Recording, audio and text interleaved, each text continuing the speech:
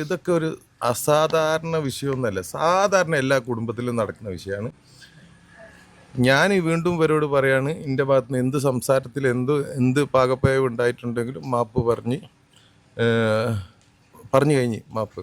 ഒരുപാട് മയപ്രയാസത്തിലാണുള്ളത്. അപ്പോൾ നമുക്ക് തീർച്ചയായിട്ടും ഈ വിഷയം ഇവിടെ വെച്ചിട്ട് നമുക്ക് അങ്ങോട്ട് അവസാനിപ്പിക്കാം. ഇത് നമ്മളെ കുട്ടികളാണ്.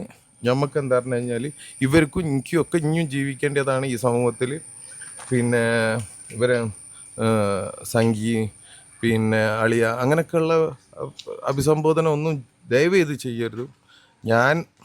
ഞാൻ എത്രയും ദിവസം നമ്മളൊപ്പം നടന്നിട്ട് പിന്നെ ഒരു അനാവശ്യ ഒരു വിവാദം ആവശ്യമില്ലേനും തെറ്റിദ്ധരിക്കപ്പെട്ടത് കൊണ്ടുണ്ടായ കുറച്ച് കാര്യങ്ങളാണ്.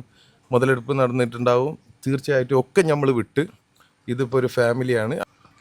ഒരിക്കലും ഇനി ഇവിടുന്ന് സ്റ്റോപ്പ് ചെയ്യുക. അത്